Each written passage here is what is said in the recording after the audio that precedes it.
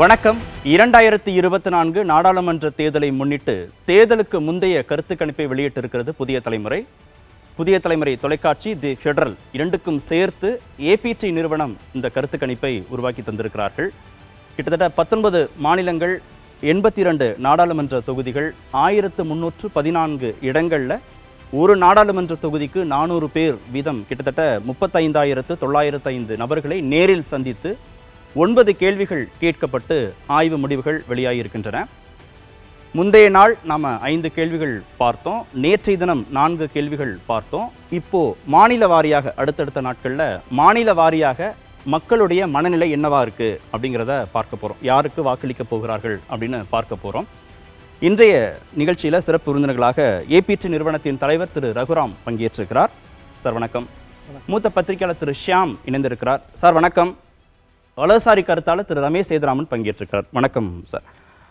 முதல் நாள் கேட்கப்பட்ட 5 கேள்விகள் என்னென்ன அப்படிங்கிறத பார்த்துட்டு, 2ஆம் நாள் கேட்கப்பட்ட 4 கேள்விகள் பார்த்துட்டு இன்றைய மாநில வாரியான பகுப்பாய்வுக்கு நம்ம போகலாம். முதல் நாள் 5 கேள்விகள் கேட்கப்பட்டது. என்னன்னா, கடந்த 5 ஆண்டுகளில் உங்களுடைய பொருளாதார நிலையில் மாற்றம் ஏற்பட்டதாக கருதுகிறீர்களா அப்படின்றது முதல் கேள்வியாக கேட்கப்பட்டது. 19 மாநிலங்களையும் வடக்கு, தெற்கு, கிழக்கு, மேற்கு அப்படின்னு பிரித்து இந்த ஆய்வு மேற்கொள்ளப்பட்டிருக்கிறது. சிறந்த முன்னேற்றம், அதே நிலை தொடர்கிறது, மோசமடைந்திருக்கிறது, வேறு காரணங்கள் இருக்குது அப்படிலாம் மக்கள் சொல்லியிருந்தாங்க. 2வது கேள்வியாக பிரதமர் திரு நரேந்திர மோடி தலைமையில் அரசு கொண்டு வந்திருக்கக்கூடிய முக்கியமான 3 திட்டங்களாக எதெல்லாம் கருதுறீங்க அப்படின்னு கேட்டோம். அதில் டிஜிட்டல் பண பரிவர்த்தனை, 80 கோடி மக்களுக்கு இலவச ரேஷன், ஜல்ஜீவன் திட்டம், வங்கி கணக்கில் விவசாயிகளுக்கு நிதி, சர்வதேச அளவில் இந்தியாவுடைய தகுதியை உயர்த்தியது, தேசிய நெடுஞ்சாலையின் தரத்தை மேம்படுத்தியது அப்படிலாம் மக்கள் சொல்லியிருந்தாங்க. 3வது கேள்வியாக மத்திய அரசின் திட்டங்கள் ஏதேனும் ஒன்றாவது உங்களுக்கு பயன் தந்திருக்கா அப்படின்னு கேட்கப்பட்டதுக்கு ஆம் அப்படின்னும் இல்லை அப்படின்னும் சொல்லியிருக்கிறாங்க மக்கள். 4வது கேள்வியாக புதிய நாடாளுமன்ற கட்டடத்திற்கு உங்களோட மதிப்பீடு என்ன, புதிதாக கட்டப்பட்ட நாடாளுமன்ற கட்டடத்திற்கு உங்களுடைய மதிப்பீடு என்ன அப்படின்னு கேட்கப்பட்ட கேள்விக்கு மிகச்சிறப்பு, மிக நன்று, நன்று, திருப்தி, விருப்பத்திற்கு உரியதாக இல்லை. மிகச்சிறப்பு, மிக நன்று, நன்று, திருப்தி, விருப்பத்திற்கு உரியதாக இல்லை அப்படின்னு மக்கள் தங்களுடைய வாக்குகளை கொடுத்துருந்தாங்க. இது 4வது கேள்வி. முதல் நாளுடைய இறுதி கேள்வி, அதாவது 5வது கேள்வி அப்படின்னா, எதிர்வரும் மக்களவை தேர்தலில் எதை மையப்படுத்தி நீங்கள் வாக்களிப்பீர்கள், மக்களுடைய ஓட்டிங் பேட்டர்ன் எதை முன்னிலைப்படுத்தி உங்களுடைய வாக்களிப்பு இருக்கும் அப்படின்னு கேட்கப்பட்டதுக்கு வேலைவாய்ப்பின்மை, விலைவாசி உயர்வு, பிரதமராக திரு மோடி தொடர வேண்டும், நிலையான அரசு வேணும், மத்தியில் ஒரு புதிய அரசு வேணும் அப்படின்னு மக்கள் சொல்லியிருந்தாங்க. இதுதான் கருத்து கணிப்பு வெளியிடப்பட்டதுடைய முதல் நாள் கேட்கப்பட்ட 5 கேள்விகள். அதை பார்த்தோம். 2ஆம் நாளான நேற்றைய தினம் நம்ம மற்ற கேள்விகள் பார்த்தோம். ஒரு 4 கேள்விகள் பார்த்தோம். அதாவது முதல் கேள்வியை பொறுத்த வரைக்கும், தேசிய அளவில் சாதிவாரி கணக்கெடுப்பு நடத்த எதிர்க்கட்சிகள் வலியுறுத்துவதை நீங்கள் ஏற்கிறீர்களா அப்படின்னு பார்த்தோம். ஓபிசி, எம்பிசி இந்த வகுப்பை சாதிவாரி கணக்கெடுப்பு முன்னேற்றுமா அப்படின்னு கேட்கப்பட்டதுக்கு ஆம், இல்லை அப்படின்னு மக்கள் சொல்லியிருந்தாங்க. நேற்றைய தினமே 2வது கேள்வி எதுன்னு பார்த்தோன்னா, ஒரே நாடு ஒரே தேர்தல் திட்டத்தை அமல்படுத்த மத்திய அரசு பரிசீலித்து வருகிறது, இதனை நீங்கள் ஏற்கிறீர்களா அப்படின்னு 2வது கேள்வி. அதற்கு ஆம், இல்லை அப்படின்னு சொல்லியிருக்கிறாங்க. ஏன்னா இதை பொறுத்த வரைக்கும் பெரும்பாலான மக்கள், தேசிய சராசரி 60% இருக்குது. ஒரே நாடு ஒரே தேர்தல் அப்படிங்கிறத ஆதரிக்கிறோம் அப்படின்னு 61% தேசிய சராசரி, வேண்டாம் அப்படின்னு ஒரு 30% அளவுக்கு மக்கள் சொல்லியிருக்கிறாங்க. 3வது கேள்வியை பொறுத்த வரைக்கும், தற்போதுள்ள எதிர்க்கட்சி தலைவர்களில் சிறந்த பிரதமர் வேட்பாளர் அப்படிங்கிறவங்கள யாரா நீங்கள் கருதுறீங்க அப்படின்னு திரு ராகுல், சரத்பவார், நிதிஷ்குமார், அகிலேஷ் யாதவ், திருமிகு மம்தா பானர்ஜி இவங்களெல்லாம் லிஸ்ட் போட்டு அவங்க நேற்று சொல்லியிருந்தாங்க. 8, 7, 6, 5, 4, 3, 2, 1ன்னு அந்த வரிசையை நேற்று கொடுத்துருந்தாங்க மக்கள்.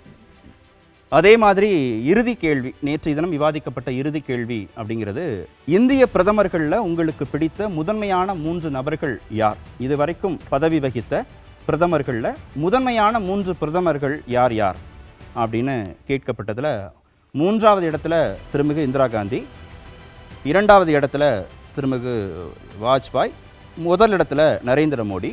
வரிசைப்படுத்தியிருக்காங்க. 8லிருந்து வரிசைப்படுத்தியிருந்தாங்க. 8ல் விபி சிங், 7ல் நரசிம்மராவ், 6வது இடத்துல ராஜீவ்காந்தி, அப்புறம் 5ல் ஜவஹர்லால் நேரு, 4ஆம் இடத்துல மன்மோகன் சிங், அப்புறம் 3 இடங்களில் இந்திரா காந்தி, வாஜ்பாய், நரேந்திர மோடி. நரேந்திர மோடிக்கு 61% அளவுக்கு மக்கள் தங்களுடைய வாக்குகளை கொடுத்திருந்தாங்க. இதுதான் கடந்த 2 நாட்களாக கேட்கப்பட்ட 9 கேள்விகள். அந்த அடிப்படையில் தான் நம்ம விவாதித்திருக்கோம். இன்றையிலிருந்து நாம மாநில அளவில் மக்களுடைய மனநிலை எப்படி இருக்கு, யாருக்கு ஓட்டு போட போறாங்க, இதே 9 கேள்விகள் கேட்கப்பட்டு அதன் மூலமாக மக்களுடைய மனநிலை, எந்த கட்சிக்கு எவ்வளவு சதவீதம் வாக்கு உயர்ந்திருக்கு, மக்கள் யாருக்கு வாக்களிக்க விரும்புகிறார்கள், எந்த தலைவரை பிரதமர் வேட்பாளராக மாநில வாரியாக முன்னிறுத்தணும்னு நினைக்கிறாங்க, எதிர்கட்சிக்கும் ஆளும் கட்சிக்கும் அப்படின்றதெல்லாம் கேட்கப்பட்டிருக்கு.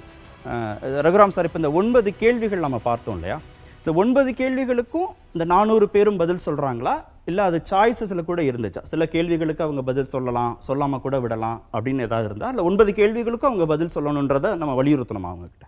9 கேள்விக்கு எல்லார்கிட்ட பதில் கேட்டாச்சுங்க. யார் சிலர் வந்து ஒரு சில கேள்விகளுக்கு பதில் கூறலைன்னா அது கான்சைட் ஒன்றும் பதில் தெரியவில்லை, கூறவில்லை என்ற ஆப்ஷனில் வந்துருச்சு. ஆமாம், ஓகே. ஆனால் அது வந்து நம்ம கட்டாயப்படுத்தலையா அவங்கள? இத்தனை கேள்விகளுக்கு நீங்கள் பதில் சொல்லணும் நம்ம ஒன்றும் கட்டாயப்படுத்தலை, நம்ம ரிக்வெஸ்ட் தான் பண்ண முடியும். ஏன்னா ஓட்டர்ஸ் வந்து அவங்களுடைய ஒப்பீனியன் ஷேர் பண்ணுறது அது வந்து பை வாலண்டரியாக அவங்க ஷேர் பண்ணுறாங்க, நம்ம கம்பல் பண்ண முடியாது அவங்கள. Okay okay. 2 விருந்தினர்கள் புதிதாக வந்திருக்கீங்க. நேற்றைய தினம் முந்தைய தினம் 2 நாளும் கேட்கப்பட்ட கேள்விகள் அடிப்படையில் உங்களுடைய கருத்து கணிப்பு குறித்த புரிதலோடு நம்ம நிகழ்ச்சியை தொடங்கலாம். திரு ஷியாம், 2 நாட்களில் உங்களுக்கு கிடைத்த இன்டர்பிரிட்டேஷன்ஸ் என்ன, நீங்கள் எப்படி இதை பார்க்குறீங்க? நான் வந்து டெக்சாஸ் மாநிலத்திலே ஜேர்னலிசம் படிக்கும்போது சிஃபாலஜி எங்களுக்கு சப்ஜெக்ட். ஜார்ஜ் கேலப், அவர் தான் கேலப் போல்னு சொல்லுவாங்க, இந்த கருத்து கணிப்புகளுக்கெல்லாம் வந்து ஒரு முன்னோடி. அவரோட இன்ஸ்டியூட்டுக்கு நான் போயிருக்கிறேன். முக்கியமான விஷயம் என்னென்னா ட்ரூ ரெப்ரஸன்டேட்டிவ் சாம்பிள், அதில் தான் கருத்து கணிப்போட வெற்றி இருக்குது. இதுதான் எங்களுக்கு சொல்லிக் கொடுக்கப்பட்ட சூத்திரம். அந்த சாம்பிள் என்பது ஒட்டுமொத்த மக்களின் மனநிலையை பிரதிபலிக்கணும். இப்போ இந்தியா மாதிரி நாட்டில் அது கொஞ்சம் கடினம். என்ன சிம்பிள் ரீசன் என்ன, மல்டி பார்ட்டி டெமோக்ரஸி ஒன்று, நாடு வந்து ரொம்ப, இன்னும் சொல்லப்போனால் தமிழ்நாட்டுக்குள்ளே கூட அப்படியான ஒரு ட்ரூ ரெப்ரஸன்டேட்டிவ் சாம்பிள் எடுக்க முடியாது. திருநெல்வேலிக்காரங்க, கோயம்புத்தூர்காரங்க எல்லாம் வெவ்வேறு மாதிரி நினைப்பாங்க. இருந்தாலும் இந்த கருத்து கணிப்புகள் ஓரளவுக்கு தோராயமாக சொல்கிறது என்ற அளவில் நான் பார்க்கிறேன். துல்லியமாக சொல்வதாக எனக்கு எப்போதுமே தெரிவதில்லை. இன்னொன்று, இந்த கேள்விகள் வடிவமைக்கும் போது ஒரு குறிப்பிட்ட பதிலை நோக்கியே அவை வடிவமைக்கப்படுகின்றன என்பது எனது குறைபாடு. ஒரு எண்ட் ரிசல்ட்டை நோக்கி கேள்விகள் வடிவமைக்கப்படுகின்றன. இல்ல பொதுவான குற்றச்சாட்டா இந்த கருத்து கணிப்பு குறித்த விமர்சனமா? நான் இந்த கருத்து கணிப்புன்னு சொல்லல.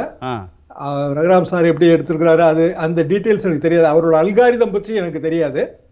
பொதுவாக வந்து அப்படியான ஒரு மனநிலை இருக்கிறது. 2004 நான் இதை தொடர்ந்து பார்த்து வருகிறேன்.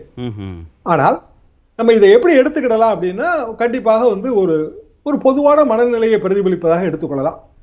முக்கியமான கேள்வி இதில் எப்போதுமே மிஸ் பண்றது, எல்லாரும் மிஸ் பண்றது என்னன்னா, போன முறை யாருக்கு ஓட்டு போட்டீர்கள், இந்த முறை யாருக்கு ஓட்டு போட போகிறீர்கள் அப்படிங்கிற கேள்வியை வந்து மிஸ் பண்ணுவாங்க. இந்த ஸ்விங் ஃபேக்டர் வந்து அனலைஸ் பண்ண முடியாமலே அதில் போயிடும். அதே மாதிரி இந்த பிரதமர்களை வரிசைப்படுத்துதல், அது வந்து சுத்தமாக பிரயோஜனம் இல்லைங்கிறது என்னோட கருத்து. என்ன காரணம்னா, ஒவ்வொரு பிரதமரும் ஒவ்வொரு காலகட்டத்தில் அவரவர்கள் வந்து அவரவர்கள் பணியை செஞ்சிருப்பாங்க. இப்போ நரேந்திர மோடி அவர்களையும் ஜவஹர்லால் நேரு அவர்களையும் ஒப்பிடவே முடியாது, வாஜ்பாய் அவர்களையும் நரேந்திர மோடி அவர்களையும் ஒப்பிடவே முடியாது. அந்த கேள்வி என்பது அதனால் எந்த விதமான பயனும் விளையாது என்பது எனது பார்வை. இன்னொரு அதுல முக்கியமான செய்தி நாங்க விவாதிச்சோம், அதையுமே கூட விவாதிச்சோம், அதை இங்க சொல்ல வேண்டிய தேவை இருக்கு. நானோ நீங்களோ இங்க இருக்கிற யாருமோ பார்வையாளர்களோ இல்லை இந்த வாக்களிப்பில் பங்கேற்ற நபருமோ வரிசைப்படுத்தியிருக்கக்கூடிய 8 பிரதமர்கள் காலகட்டத்திலே நம்ம வாழ்ந்திருந்து அதை அனுமானித்து நம்ம ஓட் போடுறதில்ல. ஒரு புரிதல் அடிப்படையில் தானே அதை நம்ம ஓட் போடுறோம். இல்லை, அதில் உண்மையான பிரச்சனை என்னன்னாங்க, இப்போ இந்த ஓட்டரோட ஏஜ் இருக்கு இல்லைங்களா, அது வந்து ரகுராம் சார்ட்டே இந்த கேள்வி, இந்த ஏஜ் குரூப் என்ன சார்? ஏஜ் குரூப் குறித்து நேத்திலிருந்து முந்தா நாள்ல இருந்து இந்த கேள்வி அவர்கிட்ட தொடர்ந்து கேட்கப்படுது. above 18 eligible voters, those who are eligible for voting. இல்ல மேக்ஸிமம் என்ன ஏஜ்ல உள்ள பார்ட்டிசிபேட் பண்ணிட்டாங்க? 65 பிளஸ் கூட நிறைய பேர் பார்ட்டிசிபேட் பண்ணிருக்காங்க. ரைட், 65 பிளஸ், 65 பிளஸ்ல இருந்து 55 பிளஸ் வரைக்கும் ஒரு பகுதியா எடுத்துக்கலாமா? ஆமா, 18 to 25, 26 to 35, 35 to 50, 50 to 65, 65 plus. இது எல்லாமே ஈக்குவல் நம்பர்ஸா? இப்போ உதாரணமா நான் எதுக்காக இதை கேட்கறேன்னா, இப்போ 18ல இருந்து 30 வரைக்கும் இருக்கிறவங்களுக்கு நரேந்திர மோடியை பற்றி உயர்ந்த அபிப்பிராயம் இருக்கும். அவங்க ராஜீவ்காந்தி காலத்துல வாழல, அவங்களுக்கு தெரியாது, வாய்ப்பே இல்லை. அதற்காகத்தான் நான் இதை கேட்குறேன். இல்லை, நான் ஒன்றே ஒன்று சொல்கிறேங்க. இப்போ தமிழ்நாட்டில் நீங்கள் பொலிட்டிக்கல் மீட்டிங்ஸில் நீங்கள் போனீங்கன்னா தந்தை பெரியாரை இன்வோக் பண்ணுவாங்க, பேரறிஞர் அண்ணா, அந்த மாதிரி அவங்க மீட்டிங்கில் அவங்கள பற்றி ரெஃபர் பண்ணுறாங்க. அதே மாதிரி காங்கிரஸ் மீட்டிங்ஸில் காமராஜர் பற்றி பேசுவாங்க. ஸோ அதனால் அவங்க அந்த காலத்தில் இன்றைக்கி இருக்க தலைமுறை இல்லைன்னா கூட அரசியல் கட்சி மீட்டிங்கில் போய் அட்டென்ட் பண்ணுறவங்க அவங்கள பற்றி ஒரு இன்ட்ரடக்ஷன் அவங்களுக்கு கிடைக்குது. பாடப்புத்தகங்கள் அவங்கள பற்றி படிக்கிறாங்க. அவங்க என்ன பண்ணியிருக்காங்க, அவங்களோட சிறப்பம்சம் என்னன்றது டெலிவிஷன் டிபேட்ஸ் மூலமாகவும் பொது சபைங்களும் நம்மளுக்கு தெரிய வருது. அதனால் ஒரு ஹிஸ்டாரிக்கலாக நம்ம கேட்குறப்போ நம்மளுக்கு ஜார்ஜ் வாஷிங்டன் பற்றி நம்மளுக்கு தெரியாது. நம்ம அந்த டைமில் நம்ம இல்லை. ஆனால் ஜார்ஜ் வாஷிங்டன் யாருன்னு நம்மளுக்கு தெரியும். ஸோ அதுதான் ஹிஸ்ட்ரி ஒரு அகடமிக் சப்ஜெக்டாக இருக்குது இல்லைங்களா? ஓகே, அதே மாதிரி படித்தது பார்த்ததை வச்சு ஒரு அனுமானத்துக்கு கண்டிப்பாக வாக்களிக்கக்கூடியவர் வர்றார். அந்த இடத்துல தான் இது அந்த அனுமானம் பேஸ்டா மாறிடுதுங்கிறது என்னோட பார்வை. அதாவது கண்டிப்பாக இன்றைய தேதிக்கு நரேந்திர மோடி அவர்களுக்கு தான் பெரிய அளவுக்கான அந்த அறிமுகம் இருக்கும், அதுல மாற்று கருத்தே கிடையாது. ஆனால் அதே நேரத்தில் ராஜீவ்காந்தி மாதிரியானவர்களும் அவர்கள் அந்த பங்களிப்பை செய்திருப்பார்கள். இந்த வரிசைப்படுத்துதல் மூலமாக நம்ம என்ன எஸ்டாப்ளிஷ் ஆகுறோம் அப்படின்னா, இதை பார்க்குறவங்களுக்கு நரேந்திர மோடி அவர்கள் இந்த கிராஃப்ல உச்சத்தில் இருக்கிறார் அப்படின்னு எஸ்டாப்ளிஷ் ஆகுது. ஆனால் அது ரிசல்ட் அப்படி வர 2004 அதே தப்பு தான் பண்ணாங்க. இந்தியா ஷைனிங் கேம்பெயின், வாஜ்பாய் அவர்களுடைய ஆட்சி, இதே மாதிரி தங்க நாற்கர ரிசல்ட் நல்லா எனக்கு ஞாபகம் இருக்கு அந்த கொஸ்டின். அதாவது இப்போ சாலை போக்குவரத்து வசதி அது பற்றிய கேள்வி இருக்கிற மாதிரி அப்பவும் இருந்தது. ஏன்னா அந்த தங்க நாற்கர சாலை போடப்பட்டு மிகப்பெரிய அளவுக்கு அது பிரபலமாகி இருந்தது. அதே மாதிரி தேச பாதுகாப்பு உறுதி செய்து கார்கில் போர் கதாநாயகன். ஆனால் அந்த ரிசல்ட் வரல. என்ன காரணம்னா, இந்த சர்வேல நம்ம பயன்படுத்துகிற சில கேள்விகள், நான் யாரையுமே குறை சொல்லவே இல்லை, சில கேள்விகள் வடிவமைப்புல கோளாறு இருக்குங்கிறது என்னோட பார்வை. சரி, இந்த விமர்சனத்திற்கான பதில்களை திரு ரகுராம் சார் தொடர்ந்து 2 நாட்களா சொல்லிட்டே தான் இருக்கிறார். ஒரே ஒரு பாயிண்ட் மட்டும் நீங்க பேசின பிறகு நான் ஒரு பாயிண்ட் இல்ல, இதுல என்ன இன்னொரு கேள்வியுமே, இந்த நிகழ்ச்சி முடிந்த பிறகும் சில பேர் நம்ம கிட்ட உரையாடக்கூடியவர்கள் பத்திரிகையாளர்கள் என்ன கேட்கிறாங்கன்னா, பிரிட்டிஷ் ஆட்சி காலத்திலிருந்து ஒரு நாடு சுதந்திரம் அடைந்த சூழல்ல ஒரு நாட்டின் கட்டமைப்பை பலப்படுத்துறதுல இருக்கக்கூடிய சவால்கள், அடுத்து ஒரு 70 ஆண்டுகள் 50-60 ஆண்டுகள் கழித்து ஒருத்தவங்கள்ட்ட கொடுக்கக்கூடிய கட்டமைப்பை ஒருத்தர் உருவாக்கக்கூடியதுக்கு இருக்கக்கூடிய சவால்களையும் எப்படி நீங்க சமன்படுத்துறீங்க? 35% நேருவுக்கும் 61% மோடிக்குமான அந்த இடைவெளிங்கிறது அன்னைக்கு இருக்கிற இந்தியாவை கட்டமைக்கிறதுல இருக்கக்கூடிய சவால் வேற இல்லையா அப்படின்னு அவர் கேட்டாரு. நீங்க அதுக்கே கூட சேர்த்தே கூட நீங்க பதில் சொல்லலாம். சமன்படுத்த முடியுமான்னு அவர் கேட்டாரு. திரு ஷியாம் அதை தான் கேட்கிறாரு. இப்போ நான் என்ன சொல்கிறேன்னாங்க, நம்ம இன்றைக்கி கேட்குற இந்த ஆப்ஜெக்டிவ் ஆஃப் த கொஸ்டின் என்னன்னா, மக்கள் மனசில் இப்போ தமிழ்நாட்டில் இருக்கிறவங்க தந்தை பெரியார், பேரறிஞர் அண்ணா அவங்கள பற்றி ஒரு நல்ல அபிப்பிராயம் சொன்னாங்கன்னா அவங்க எந்த பக்கம் சாஞ்சிருக்காங்க நம்மளால் தெரிஞ்சுக்க முடியும்.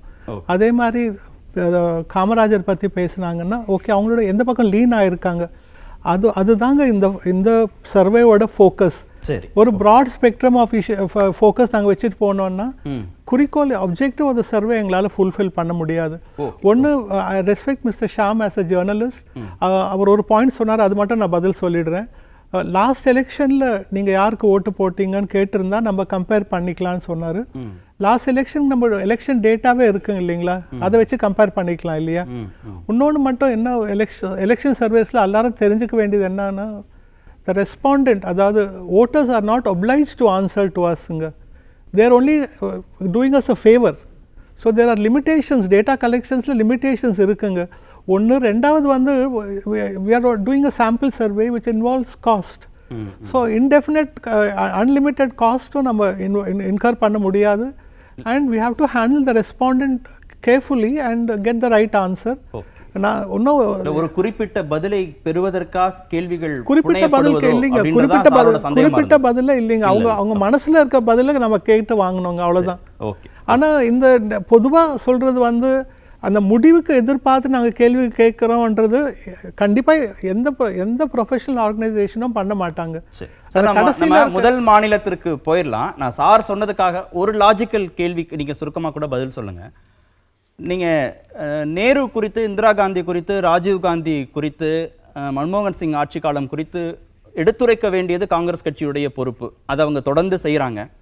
அதே மாதிரி தானே வாஜ்பாய் குறித்தும் புரிந்து கொண்டு அவங்க மோடியோட சேர்த்து அனுமதிப்பாங்க. அப்போது அது அந்த எஸ்டிமேட் பண்ணுறதுல வந்து அந்த கட்சிகள் மக்களுக்கு ஒன்றும் பெருசாக சிக்கல் இருக்க போகிறது இல்லையா?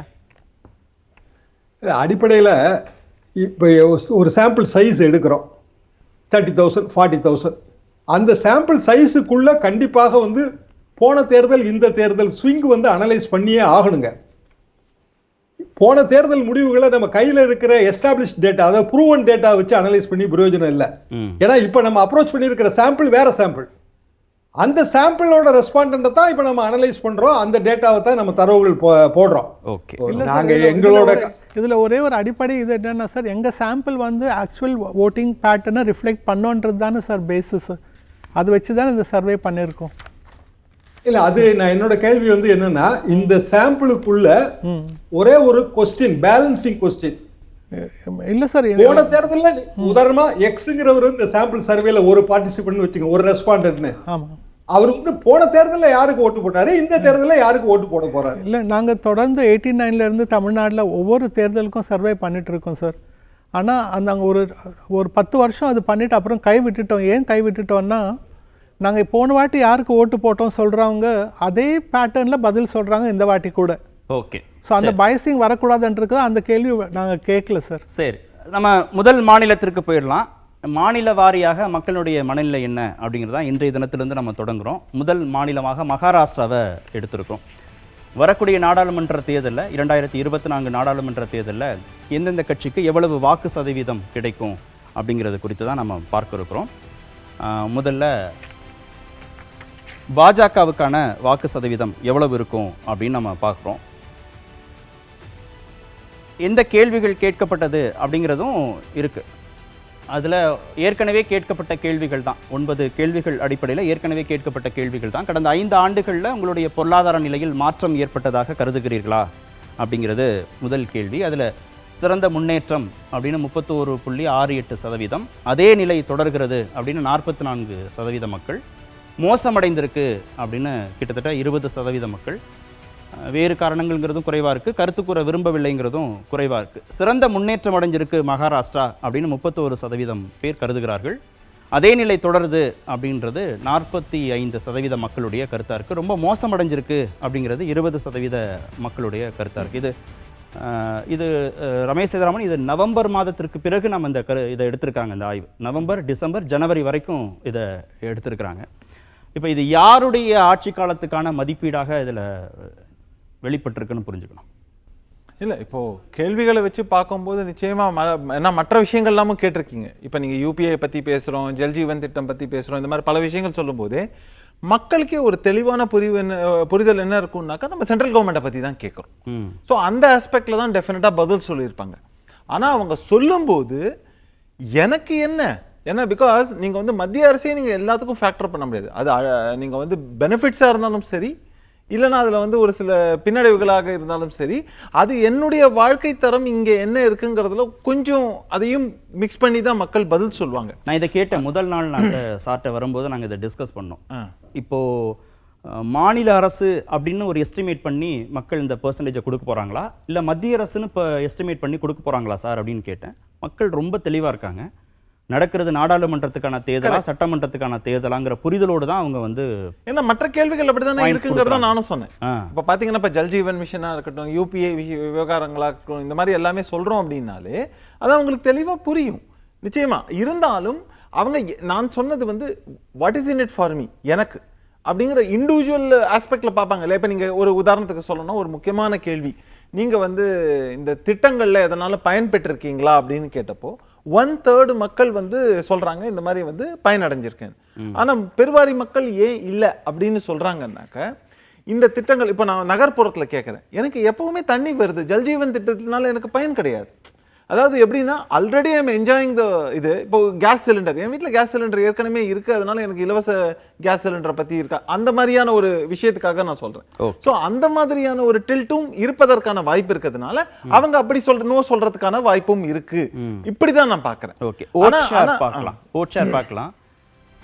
எந்தெந்த கட்சிக்கு எவ்வளவு சதவீத வாக்குகள் இந்த தேர்தலில் கிடைப்பதற்கான வாய்ப்புகள் இருக்கு அப்படின்னா, பாஜகவுக்கு 36.03%, காங்கிரஸுக்கு 17%, தேசியவாத காங்கிரஸ் சரத்பவாருடைய பிரிவுக்கு 6% அளவுக்கு, அதே அஜித் பவாருடைய பிரிவுக்கு 7% அளவுக்கு, சிவசேனாவை பொறுத்த வரைக்கும் ஷிண்டே பிரிவுக்கு 8% அளவுக்கு வாக்குகள் கிடைக்க வாய்ப்பு இருக்கு. சிவசேனாவுடைய உத்தவ் தாக்கரே பிரிவுக்கு 10% அளவுக்கு வாக்குகள் கிடைப்பதற்கான வாய்ப்புகள் இருக்கு. 5% பேர் வந்து மற்ற கட்சிகளுக்கான வாய்ப்புகள், கருத்து கூற விரும்பலனுங்கிறது ஒரு 10% பேர். இதில் கடந்த ஆண்டோடைய கடந்த தேர்தலுடைய ஒப்பீடுகளும் இருக்கு. கடந்த இதில் எந்த அளவுக்கு அவங்க பெற்றிருந்தார்கள் அப்படிங்கிறத நம்ம பார்க்க இருக்கிறோம். அதே மாதிரி மொத்தமாக இருக்கக்கூடிய தொகுதிகளில் அவங்களுக்கு கிடைப்பதற்கான சாத்தியக்கூறுகள் எவ்வளவு இருக்குது அப்படிங்கிறதையும் நம்ம பார்க்குறோம். 2019 23 நாடாளுமன்ற தொகுதிகள் வாங்கின பாஜகவுக்கு இந்த முறை 40 நாடாளுமன்ற தொகுதிகள் கிடைப்பதற்கான வாய்ப்புகள் இருக்குது அப்படின்னு சொல்லப்படுது. காங்கிரஸ் கட்சியை பொறுத்த வரைக்கும் ஒரே ஒரு தொகுதியை பெற்ற நிலையில் தற்போது அது 7 தொகுதிகள் கூடி 8 தொகுதிகள் வரைக்கும் கிடைப்பதற்கான வாய்ப்புகள் இருக்குது. தேசியவாத காங்கிரஸ் கட்சி சரத்பவாருடைய பிரிவுக்கோ ஷிண்டே பிரிவுக்கோ கிடைப்பதற்கான வாய்ப்புகள் இல்லை. இந்த முறை நாடாளுமன்ற தொகுதிகள் கிடைப்பதற்கான வாய்ப்புகள் இல்லை அப்படின்னு சொல்லப்பட்டிருக்கு. இதுதான் இந்த முறை நாடாளுமன்ற தொகுதியில் இந்த கட்சிகள் பெறக்கூடிய எண்ணிக்கை. பாஜக கிட்டத்தட்ட 17 தொகுதிகள் 2019 நாடாளுமன்ற தேர்தலை விட மகாராஷ்டிராவில் கூடுதலான நாடாளுமன்ற தொகுதிகளை பெறுவதற்கான வாய்ப்புகள் இருப்பதாக கருத்து கணிப்பு சொல்லுது. காங்கிரஸ் கட்சி 7 தொகுதிகள் கடந்த நாடாளுமன்ற தேர்தல் 2019 நாடாளுமன்ற தேர்தலை விட இந்த முறை 7 நாடாளுமன்ற தொகுதிகள் சேர்த்து மொத்தம் 8 தொகுதிகள் பெறுவதற்கான வாய்ப்பு இருக்குது. ரகுராம் சார், இந்த ஓட் பெர்சன்டேஜ் பிஜேபிக்கு கூடுனதை எப்படி பார்க்கலாம்? ஏன்னா 27% அளவுக்கு கடந்த நாடாளுமன்ற தேர்தலில் அவங்க பெற்றிருக்கிறாங்க. இந்த முறை அது கிட்டத்தட்ட 36 இருக்கு. ஒரு 9% அளவுக்கு அவங்க வாக்கு சதவீதம் உயர்ந்திருக்கு. என்ன காரணமாக அவங்க இது மத்திய அரசுடைய செயல்பாடுகள் அடிப்படையில் இந்த மதிப்பீடா மக்களுடையது? இல்லை, நான் ஒரே ஒரு 2-3 சுருக்கமாக 2-3 இம்பார்ட்டன்ட் பாயிண்ட்ஸ் சொல்லிடுறேங்க. 2019 எலெக்ஷனில் பிஜேபியும் சிவசேனாவும் அலையன்ஸில் இருந்தாங்க. அவங்க 2 பேரும் சேர்த்து வாங்கின ஓட் ஷேர் வந்து கிட்டத்தட்ட 52%. அவங்க 2 பேரும் சேர்த்து வாங்கின சீட்ஸ் வந்து 41. இப்போ என்ன இருக்குன்னா பிஜேபியும் சிவசேனாவும் ஸ்பிளிட் ஆகிட்டாங்க. பிஜேபிக்கு வந்து இப்போ 28% தான் அவங்களுக்கு ஓட்டு. ஸோ எலெக்ஷன் அவங்க ஃபேஸ் பண்ணாங்கன்னா அவங்களால போன வாட்டி மாதிரி சீட்டு வாங்க முடியாது. போன வாட்டி அவங்க 2 பேரும் சேர்ந்து வாங்கினது 41 சீட்டுங்க. இப்போ சிவசேனா தனியாக போயிட்டாங்க. ஆனால் பிஜேபி மட்டும் 40 வாங்க போகுது இல்லைங்க. அதில் ஒரு சின்ன ஒரு கரெக்ஷன் என்னன்னா, பிஜேபி கூட்டணி 40 வாங்க போகுது, காங்கிரஸ் கூட்டணி 8 வாங்க போகுதுங்க. Okay okay. அதனால தான் நீங்கள் கீழே இருக்கிற கட்சிகளுக்கு நம்ம கொடுக்கல, இந்த கிரீன் கொடுக்கல. ஆமாங்க. ஸோ அது பிஜேபி கூட்டணி predicted to win 40 seats. Congress கூட்டணி வந்து 8 சீட்டு. போன வாட்டி பிஜேபி கூட்டணி ஜெயிச்சது வந்து 41 சீட்டு, காங்கிரஸ் கூட்டணி ஜெயிச்சது வந்து 6 சீட்டுங்க, 42-6ங்க. ஸோ அதுதான் போன வாட்டி. இப்போது சிவசேனா விட்டு போயாச்சு. இவங்க ஓட் ஷேர் வந்து 28க்கு வந்துருச்சு ஆன் பேப்பர். என்ன பண்ணணுன்ற சூழ்நிலையில் அஜித் பவார் இது என்சிபியை 2ஆக டிவைட் ஆகிட்டு ஒரு ஃபேக்ஷன் பிஜேபி கூட சேர்ந்தாங்க. சிவசேனா 2ஆக டிவைட் ஆகி ஒரு ஃபேக்ஷன் வந்து பிஜேபி கூட சேர்த்துட்டாங்க. இப்போ நம்ம ஒப்பீனியன் போல் பிரகாரம் நீங்கள் வந்து அவங்க பிஜேபி கூட சேர்ந்த ஃபேக்ஷன்ஸ் ஓட் ஷேர் பார்த்தீங்கன்னா 51.30. பிஜேபி கூட்டணியோட ஓட் ஷேர் வந்து 51.30. போன வாட்டி அவங்க பெற்ற ஓட்டுகள் 52. ஸோ கிட்டத்தட்ட அந்த யுனைடெட் சிவசேனா வெளியே போனதுனால ஏற்பட்ட இழப்பை வந்து அவங்க இது மூலமா சரி பண்ணியிருக்காங்க. ஆமா, அது போன வாட்டி காங்கிரஸ் கூட்டணியோட ஓட் ஷேரும் இப்போ வாங்கியிருக்க ஓட் ஷேரும் கிட்டத்தட்ட ஒரே மாதிரி தான் இருக்குங்க. ஆனால் சிவசேனா போன முறை சேர்ந்து இருந்தாங்க இல்லையா? ஆமா, அதை விட இந்த முறை வந்து பிரிந்து இருக்கிற போது அவங்களுக்கு குறைந்திருக்கு, செல்வாக்கு குறைந்திருக்கு அவங்க. ஆமா, எப்படி நீங்க இதுல பாத்தீங்கன்னா சிவசேனா ஷிண்டேக்கு 8% வாக்கு. ஆமா, சிவசேனா உத்தவ் தாக்கரே அவங்களுக்கு 10% வாக்கு வந்திருக்கு. ஆமா, அது 2 கூட்டி போன வாட்டி அவங்க 24% வாங்கியிருக்காங்க. ஒரு 6% புள்ளிகள் அவங்களுக்கு ஓட்டு கம்மியா இருக்கு. அந்த ஓட்டு இப்ப எங்க போயிருக்குன்னா, இப்போ 2-way ஸ்பிளிட் நம்ம சிவசேனால சொல்றோம், அது கரெக்ட் தான். ஆனா அவங்க ஓட்டு வந்து 3-way ஸ்பிளிட்டா இருக்குங்க. ஒரு 6% பாயிண்ட்ஸ் வந்து பிஜேபியில் போய் சேர்ந்துருக்கு. இப்போ அது ஒரு அசம்ஷன் தான், என்னோட அசம்ஷன். 27% இருந்த பிஜேபியோட ஓட்டு இப்போ 28 இருந்தது 36 ஆயிருக்கு இல்லைங்களா? அதுல ஒரு கேள்வி என்னன்னா, சிவசேனாக்குள்ளேயும் பிளவு இருக்கு, தேசியவாத காங்கிரஸ் கட்சிக்குள்ளேயும் பிளவு இருக்கு. ஆமா, தேசியவாத காங்கிரஸ் கட்சிக்குள்ள பிளவு இருந்தாலும் அதே ஓட் கூட்டினா சேமா இருக்கு, வந்துருது கிட்டத்தட்ட வருது. சிவசேனாவோட ஓட் பெர்சன்டேஜ் மட்டும் குறைஞ்சிருக்கு. அதுக்கு ஏதாவது பிரத்யேக காரணம் இருக்கான்னு? இல்ல, என்னன்னா இப்போ அவங்க சிவசேனாவோட அஜெண்டா பிஜேபியோட அஜெண்டா அவங்க ஓரியன்டேஷன் சேம் தாங்க. ஸோ ஓட்டர்ஸ் நினைக்கிறாங்க ஒரு ஸ்டேபிள் கவர்மெண்ட் இவங்க கொடுக்க போகிறாங்க. இது பர்டிகுலர்லி எம்பி எலெக்ஷன், அசம்பிளி எலெக்ஷனில் அது மாறலாம். ஸோ எம்பி எலெக்ஷனில் பெருசாக அஜெண்டா ஒன்றும் மாறல. 180 டிகிரிஸ் அவங்க வேறு கட்சிக்கு போடல. அலையன்ஸாக இருந்தாங்க 10 வருஷமாக. இப்போ பிரிஞ்சிருக்காங்க. நம்ம இந்த எலெக்ஷனுக்கு இவங்களுக்கு போடலான்னு அது பிஜேபிக்கு அட்வான்டேஜாக அமைஞ்சிருச்சு. ப்ளஸ் அவங்களுக்கு எந்த லாஸ் இல்லை. போன வாட்டி அவங்க என்ன ஓட் ஷேர் கேட்டாங்களோ அந்த ஓட் ஷேர் எடுத்தாங்களோ இந்த வாட்டி அந்த ஓட் ஷேர் அவங்களுக்கு வந்துருச்சு. ஸோ அது பொலிட்டிக்கலாக அவங்க எஃபெக்டிவாக மேனேஜ் பண்ணியிருக்காங்க pre election. Okay Shyam sir, இதில் பாஜகவுக்கு கெயின் ரீட்டைன் பண்ணுறாங்க, ஆனால் சிவசேனாவுக்கு பெருமளவு அதில் பாதிப்பு இருக்குது. கிட்டத்தட்ட 6% அளவுக்கான பாதிப்பு இருக்குது. இந்த பிளவு தான் காரணமாக வேறு ஏதாவது அதிருப்தி காரணமாக இருக்காது? பேண்ட்வேகன் எஃபெக்ட் தான் காரணம். அதாவது இதற்கு முன்பு நீங்கள் என்ன நடந்ததுன்னு யோசிச்சு பார்த்தீங்கன்னா, பெரும்பாலான ஊடகங்கள் அவை வந்து பல சர்வேக்கள் எல்லாமே வந்து அந்த டுவர்ட்ஸ் பிஜேபி அந்த எட்ஜை நோக்கி தான் அவங்க போட்டுக்கிட்டே இருந்தாங்க. அதுக்கு ஒரு 3 மாதம் கழிச்சோ 4 மாதம் கழிச்சோ நம்ம சர்வே எடுக்கும்போது இயல்பாக அந்த பேண்ட்வேகன் எஃபெக்ட் செட்டின் ஆயிரும். பேண்ட்வேகன் எஃபெக்ட்னா என்னன்னா, வெற்றி வாகனத்தில் ஏறுகிற மனோபாவம். சாதாரண பஸ் ஸ்டாண்டில் கூட முதல் பஸ் எங்கே போகுதுன்னு கேட்டுட்டு அந்த பஸ்ஸில் ஏறுவாங்க. அடுத்த பஸ் 5 நிமிஷம் கழிச்சு காலியாக கூட வரும், அதில் ஏற மாட்டாங்க. இது மனித மனப்பான்மை. போல்ஸ்டர் வந்து மனித மனப்பான்மையை பற்றியோ இல்லைன்னா கூட்டணி சேர்க்கைகளை பற்றியோ அணி மாறுதல்களை பற்றியோ கவலைப்படக்கூடாது. கையில் இருக்கிற டேட்டா என்னவோ அதை வந்து ப்ராப்பர் அல்காரிதம் மூலமாக இன்டர்பிரட் பண்ணணும். ஏனென்றால் இந்தியா மாதிரியான ஒரு நாட்டில் கடைசி நேரத்தில் கூட்டணி மாறும். நேற்றைய வரைக்கும் ஒரு கூட்டணி இருப்பாங்க, நாளைக்கு வந்து வேற கூட்டணிக்கு போயிடுவாங்க. நம்ம இப்படி போட்டோன்னு வைங்க, அதாவது சிவசேனா பிரிவுக்கு 8%, உத்தவ் தாக்கரே பிரிவுக்கு 9%, ஆக மொத்தம் 17. அது சரியா வராது. பிஜேபி எவ்வளவு, பிஜேபிக்கு எதிராக எவ்வளவு, இப்படி நீங்க பாருங்க. ஏனென்றால் நரேந்திர மோடிங்கிறவரை முன்னிறுத்தி தான் முழுமையான அவரோட வடிவத்தில் தான் பாரதிய ஜனதாவோட பிரச்சார வாகனம் எல்லாமே நகருது. அந்த பேண்ட்வேகன் அப்படிதான் நகருது. அப்போ நரேந்திர மோடிக்கு எதிராக, நரேந்திர மோடி எனக்கு பிடிக்காது, அவருக்கு நான் ஓட்டு போட மாட்டேன்னு நினைக்கிறவங்க அவங்க வந்து இன்னொரு பேண்ட்வேகன்ல இருப்பாங்கல்ல. அப்ப நம்ம இப்படி பிரிக்கும் போது இதுல குழப்பம் மிஞ்சம். பாஜக கூட்டணி ஆதரவாக எவ்வளவு ஓட்டு, பாஜக கூட்டணி பாஜகவை எதிர்க்கக்கூடிய கூட்டணின்னு 2ஆ மட்டும் பிரிக்கணும்ன்றீங்க. அவ்வளவுதான். அப்படி பிரித்தாதான் இந்த டேட்டா சரியா வரும். அப்படிதான் பிஜேபி கூட்டணிக்கு 51.3% வருதுங்க. நம்ம எடுக்க ரகுராம் சார் சொல்லுங்க. எடுக்கும் போதே வந்து தனித்தனி கட்சிகளுக்கான சாய்ஸ் கொடுத்தீங்கன்னா அப்படி தனித்தனியா தான் வரும். அப்படித்தான் சார் எடுத்துருக்கீங்க. இத அத அப்படி எடுத்ததே தவறுன்ற இல்ல. அவர் வந்து பாஜக வெர்சஸ் பாஜகவுக்கு எதிராக இருக்கக்கூடிய கட்சிகள் மட்டும் கேட்கணும். சார் கேட்ட கேள்விக்கு நான் பதில் சொல்றேங்க. Okay. For BJP 51.3, against BJP 33.38.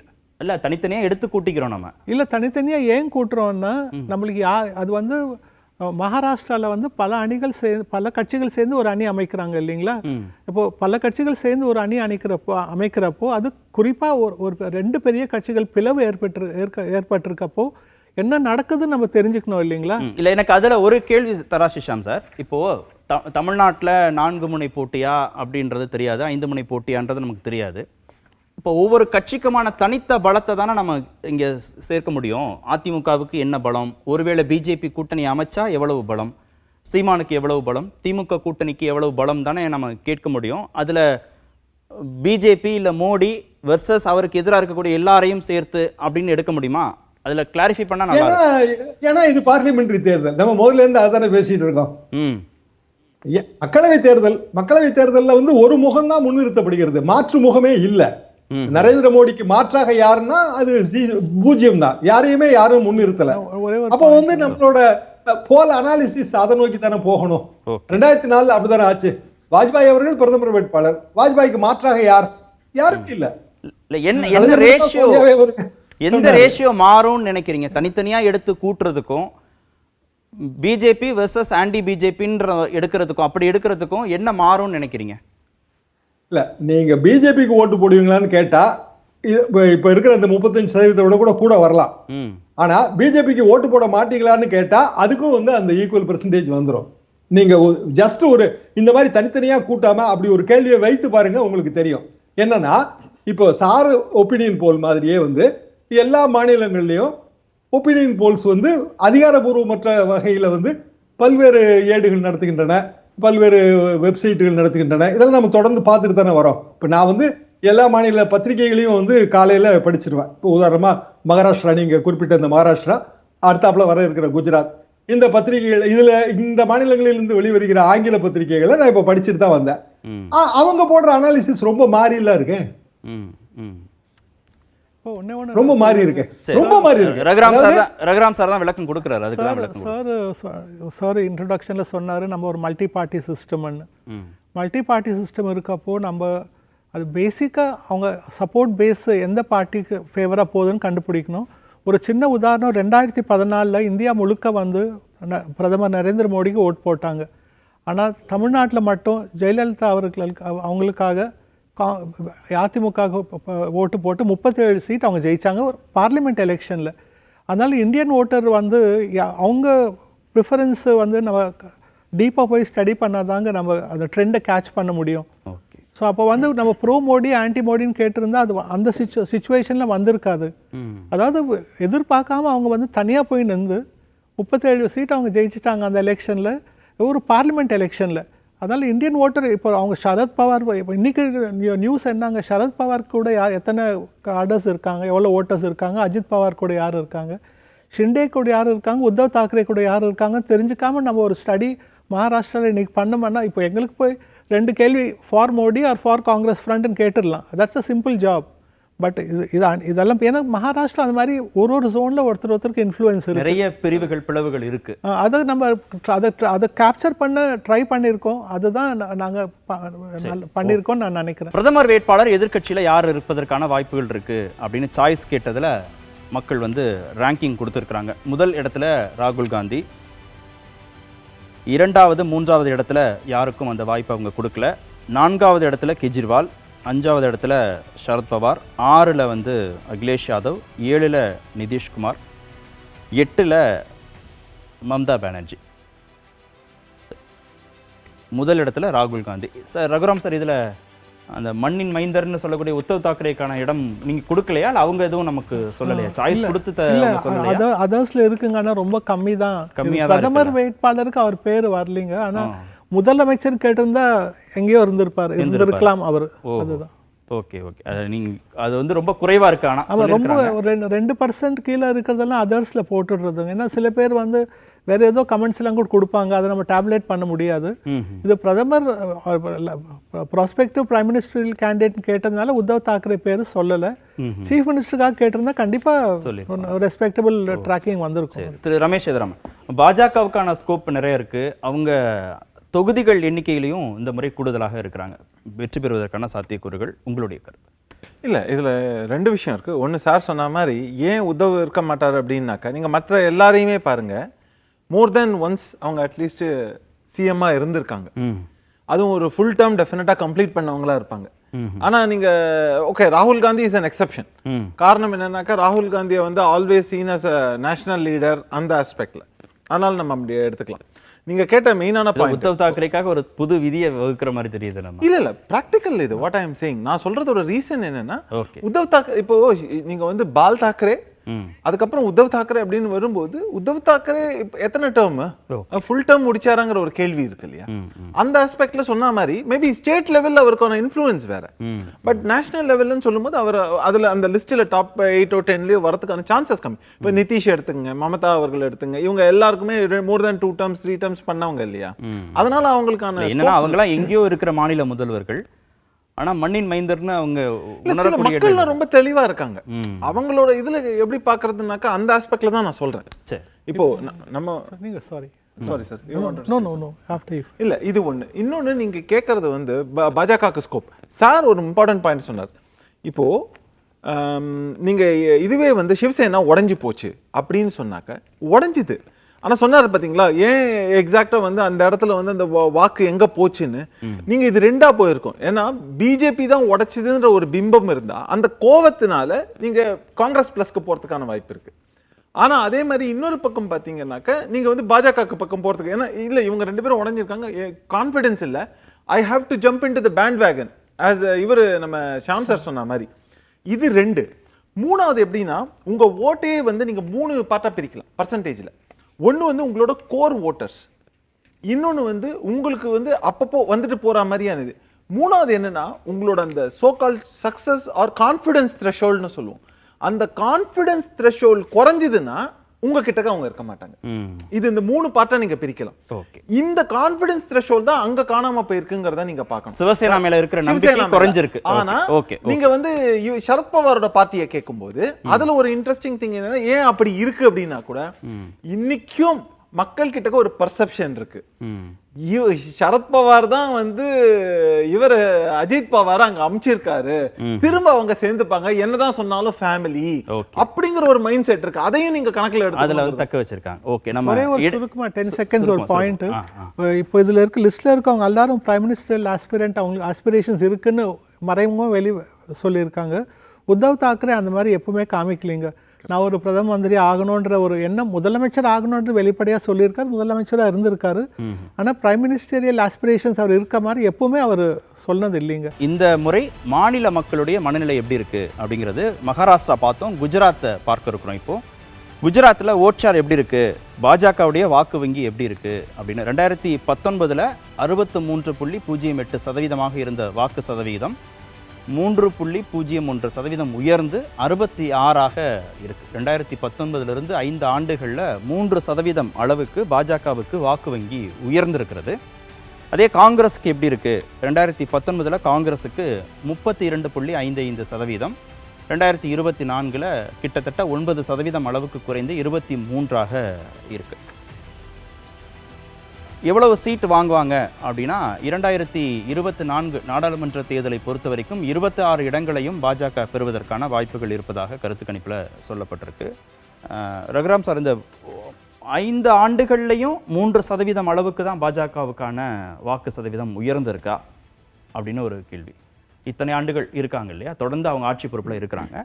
ஆனால் சதவீதம் அளவுக்கு பார்த்தோன்னா குறைவாக தான் உயர்ந்திருக்கா? ஏன்னா இப்போ வந்து அவங்க கிட்டத்தட்ட செஞ்சுரி நோக்கி போயிட்டு இருக்காங்க. 63% வாங்கிட்டாங்க, அதுக்கு மேலே ஏறுறது கொஞ்சம் கம்மியாக தான் இருக்கும்.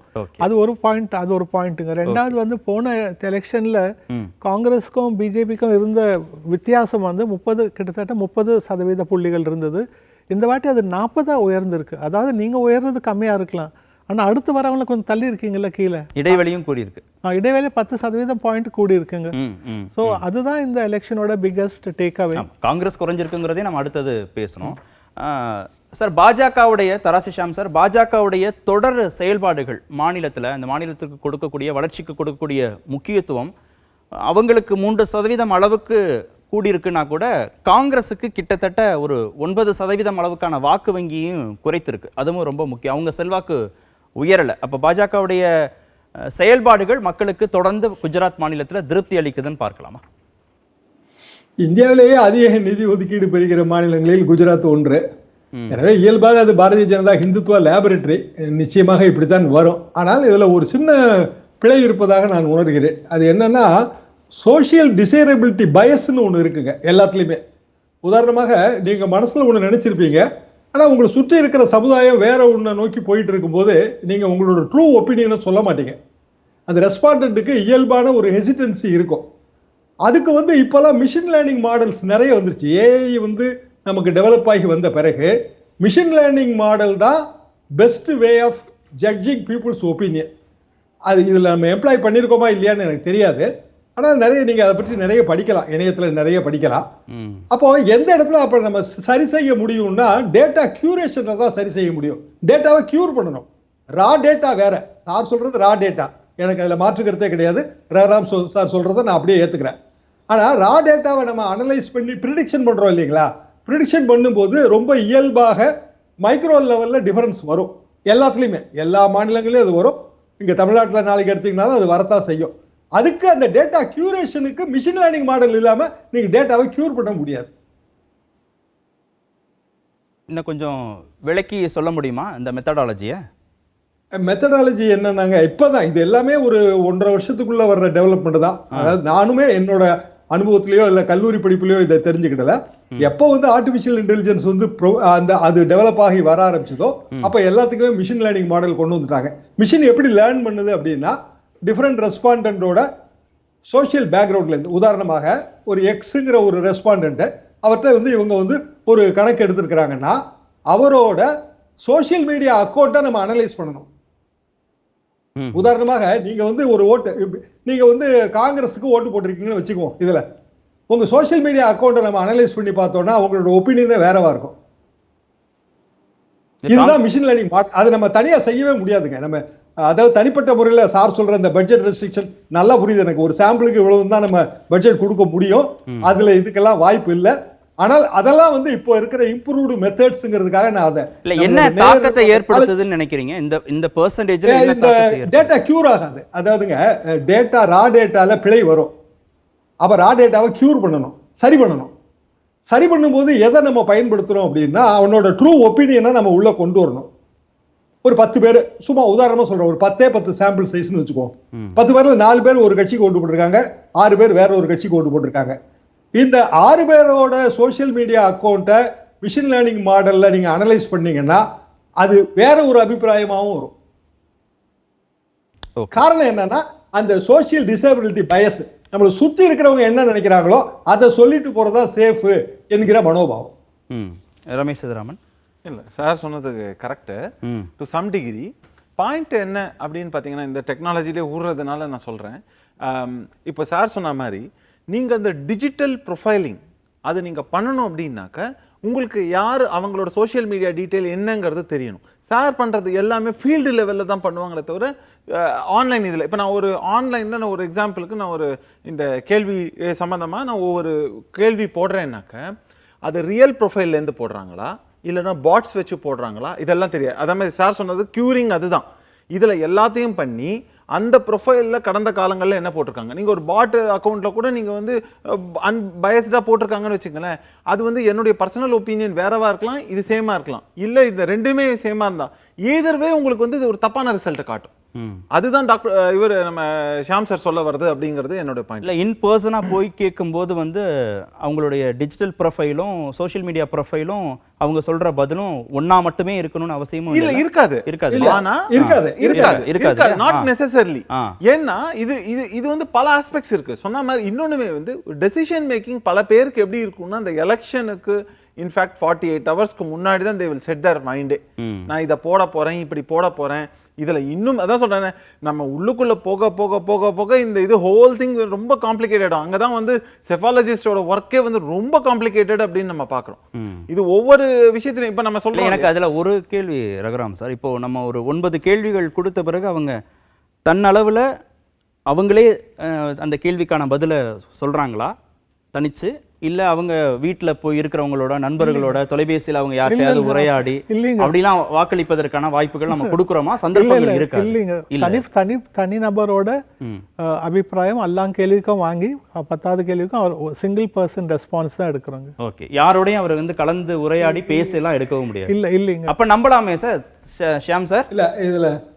இல்ல சார் சொல்றது எனக்கு நல்லா புரியுதுங்க. அதுக்கு நம்ம இப்படி எல்லாம் செய்யறதுக்கான பட்ஜெட் நம்மகிட்ட எப்பவுமே இருக்காது. ஆனா அந்த பிராட்லி எஃபெக்ட் வந்து வெரி இம்பார்ட்டன்ட். எந்த ஒரு சர்வேலையும் பிராட்லி எஃபெக்ட்னா என்னன்னா அகைன் அந்த சோசியல் டிசபிலிட்டி பயஸ் தான். நம்ம ரமேஷ் சோதராமன் சொல்ல வர்றதோ அதுதான். அப்போ கியூரிங் ஆஃப் டேட்டாவுக்கு ஒரு போல்ஸ்டர் ஏதாவது ஒரு வகையில ஒரு வழி வகுக்கணும். இப்போ குஜராத்தை பொறுத்த வரைக்கும் இந்த டேட்டா மாறாதுங்க. என்ன காரணம்னா அது ரொம்ப காலமா இப்படிதான் இருக்கு. 20க்கு 20 அந்த 100% சென்டம்லாம் வரத்தான் செய்யும். ஆனால் பொதுவாக நான் பார்க்கிற கோளாறுன்னு கூட சொல்லக்கூடாது, ஒரு பின்னடைவு என்ன அப்படின்னா அந்த 2004 காலகட்டத்தில் எனக்கு நிறைய அனுபவம் இதில் இருந்தது. அப்போ வந்து ஐஏஐ எல்லாம் வரல, இதெல்லாம் செய்யவே முடியாதுங்கிற நிலைமையில இருந்தோம். பெரிய அளவுக்கு சோசியல் மீடியா எல்லாம் கிடையாது, அது ஃபேஸ்புக் மட்டும் வந்திருக்கு, அவ்வளவுதான். இப்போ வந்து இதை எல்லாருமே எம்ப்ளாய் பண்ண ஆரம்பிச்சிட்டாங்க. அதாவது ஒரு ராமசாமின்னு ஒருத்தர், அவர்கிட்ட நம்ம அபிப்பிராயம் கேட்டோம்னா அந்த ராமசாமிக்கு கண்டிப்பாக ஏதாவது ஒரு சோசியல் மீடியா அக்கௌண்ட் இருக்கும். ஏன்னா அப்படி இல்லாத ஒருவர் வந்து இந்த ஒப்பீனியன் போல்குள்ள வரமாட்டாரு. ஏதாவது ஒரு வகையில அதை இதுக்குள்ள கொண்டு வரணும். இல்ல அவர் ஏன் வந்து வெளிப்படையா சொல்றதுல அவருக்கு தயக்கம் இருக்கும்னு நினைக்கிறீங்க? அதுதான் பிராட்லி எஃபெக்ட்டுங்க. அந்த பயஸ் எல்லாருக்குமே இருக்கும். நம்ம ஆபீஸ்ல நம்ம வந்து ஒரு ஒப்பீனியன் போல் எடுத்தோம்னா ஆட்டோமேட்டிக்கா இந்த பயஸ் நீங்க புரிஞ்சுக்கலாம். ஓட்டு போடும்போது மட்டும் அவர் உண்மையா இருந்தா போதும்னு அவர் நம்புறாரு. அதுக்கு நம்ம வந்து ஒரே ஒரு எக்ஸாம்பிள் சொல்றேனே. பிஜேபிக்கு ஓட்டு போடணும்னு ஒருத்தர் ஆசைப்படுறாங்க, ஆனா ஆபீஸ்ல சொல்ல மாட்டாங்க. காரணம் நீங்க சங்கின்னு சொல்லிட்டா இதே தான் வந்து டிஎம்கேக்கு ஓட்டு போடுவேன் அப்படின்னு ஒருத்தர் சொல்றாங்க அப்படின்னாக்கா அவங்கள ஒரு பேர் சொல்லி கூப்பிட்டாங்க. இந்த மாதிரி வேண்டாங்கிறதுக்காக கூட இல்லைன்னா என்ன யோசிப்பாங்க, எதுக்குப்பா நமக்கு பொலிட்டிக்ஸை பத்தி உள்ளுக்குள்ள அவங்களுக்கு டெஃபினட்டா பொலிட்டிக்கல் இன்க்ளினேஷன் இருக்கும், ஆனா வெளியில நான் வந்து எல்லாத பொலிட்டிக்ஸ்க்கு அப்பாற்பட்டவன் சொல்ற மாதிரி ஓட்டு போடும்போது நான் அந்த முடிவை எடுத்துக்கிறேன் அப்படிங்கறது அது முன்னாடியே டிசைட் பண்ணிருப்பாங்க, வெளியில சொல்ல மாட்டாங்கங்கறத. நேர்பட பேசுறதுக்கு நேரம் ஆயிடுச்சு. சின்ன குறுக்கீடு தான், ஒரே ஒரு பாயிண்ட் தான். அதாவது ஓட்டர் டர்ன் அவுட்டுக்கு நம்ம இதுல வழி வைக்கிறதே இல்ல. எப்பவுமே 10,000 பேர் பார்த்தோம்னா 10,000 பேர் அபிப்பிராயத்தை நம்ம பிரதிபலிக்கிறோம்.